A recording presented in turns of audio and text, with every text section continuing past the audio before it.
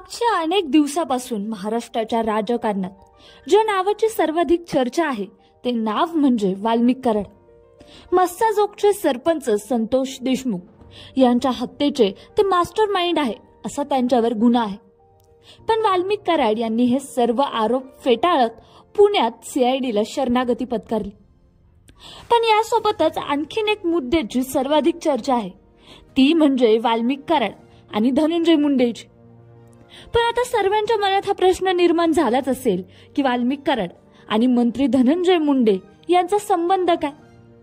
मुंडे कुटुंबियांशी वाल्मिक कराडचा संपर्क बनला तरी कसा? काय आहे हे संपूर्ण प्रकरण? चला जाणून घेऊया। तर वाल्मिक कराड हा मूळचा परळी तालुक्यातील पांगरी गोपीनाथगड गावाचा शेतकरी कुटुंबात जन्मलेल्या वाल्मिकच्या घरची परिस्थिती हलाखीची होती। 10वी झाल्यानंतर महाविद्यालयीन शिक्षणासाठी तो परळीला आला। 2 पैसे मिळवण्यासाठी तो परळीतून VCR भाड्याने आणून गावाच्या जत्रेत सिनेमे दाखवायचा आणि त्यासाठी तो तिकिटाचे पैसे घ्यायचा। आर्थिक प्रगतीसाठी त्याचा हातपाय मारणं सुरूच होतं।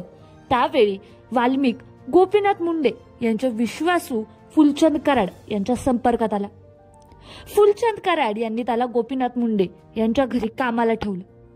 घरात दूध, भाजीपाला, किराण्याचं सामान आणायचं आणि घरगड्याची सगळी कामे करण्याचं काम त्याने सुरू केलं। असं करता करता त्याने गोपीनाथ मुंडे यांचा विश्वास संपादन केला। वाल्मिक कराडला पुढे परळीच्या थर्मल प्लांटमध्ये कंत्राट मिळू लागले।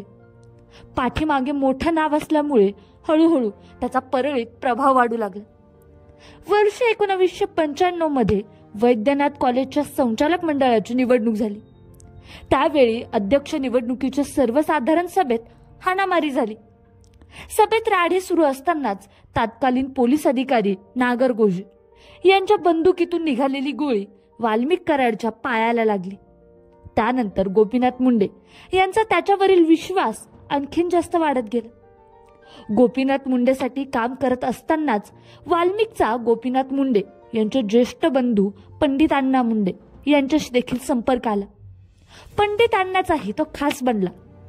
पण पंडित अण्णांचा मुलगा धनंजय मुंडे यांच्याशी वाल्मिकचे सूर जरा अधिकच जुळले। दोघांची मैत्री झाली। धनंजय मुंडे यांनी गोपीनाथ मुंडेंची साथ सोडल्यानंतर वाल्मिक कराडने धनंजय मुंडे सोबत राहणं पसंत केलं। त्यानंतर मागच्या 10 वर्षात जेव्हा धनंजय मुंडे यांचं जिल्ह्याच्या राजकारणात वजन वाढायला लागलं त्यानंतर आपोआप वाल्मिक कराडच्या शब्दालाही मान मिळू लागली। त्याची दहशत ही परळीत जरा जास्तच वाढत गेली।